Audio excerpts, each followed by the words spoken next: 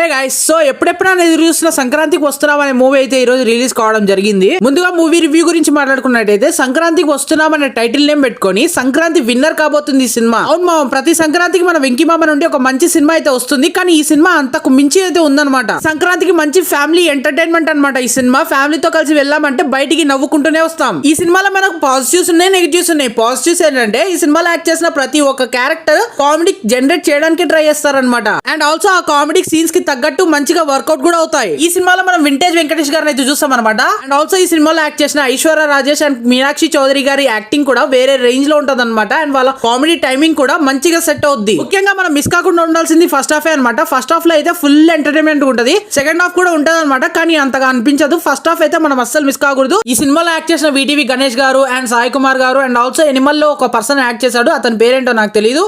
ఆయన కూడా మంచి కామెడీ టైమింగ్ అయితే ఉందన్నమాట. మంచి కామెడీ సీన్స్ అయితే ఉన్నాయి వాళ్ళ దగ్గర. అండ్ ఆల్సో మర్చిపోయినా, ఈ సినిమాలో వెంకటేష్ గారి కొడుకుగా యాక్ట్ చేసిన పిల్లోడు కూడా చాలా బాగా చేశాడు అనమాట. మామూలుగా అనిల్ రావుపూడి సినిమాలలో ఒక కామన్ డైలాగ్ ఉంటది, ఈ సినిమాలో ఆ పిల్లోడుకు ఉందన్నమాట. అదే కొరికేస్తా అన్న డైలాగ్. ఇంకా ఈ సినిమాలో నెగిటివ్స్ గురించి మాట్లాడుకున్నట్టయితే ట్రైలర్ లో ఆల్రెడీ చూసాము, ఒక సీరియస్ కేసు గురించి ఇన్వెస్టిగేషన్ అయితే రన్ అవుతుంది, ఆ స్టోరీ కూడా రన్ అవుతుంది. కానీ అటువంటి సీరియస్ కేసులలో కూడా కామెడీ సీన్స్ అయితే యాడ్ చేశారనమాట. దాన్ని ఇప్పుడు కామెడీ సీన్స్ అనుకోవాలో సీరియస్ అనుకోవాలో మనకు అర్థం కాదన్నమాట అప్పుడు సినిమా చూసేటప్పుడు. అండ్ ఆల్సో కొన్ని సీన్స్ అయితే మూవీలో అసలు అవసరమే ఉండదు, కానీ బలవంతంగా ఇరికించినట్టు అనిపిస్తుంది అనమాట. సో ఇదనమాట టోటల్ సంక్రాంతికి వస్తున్న మూవీ రివ్యూ. సో ఈ వీడియో మీకు నచ్చినట్టయితే లైక్ చేయండి, నచ్చకపోతే డిస్లైక్ చేయండి. అండ్ మరిన్ని మూవీ అప్డేట్స్ కోసం మన ఛానల్ ని వెంటనే సబ్స్క్రైబ్ చేసుకోండి. మళ్ళీ కలుద్దాం. Thank you for watching.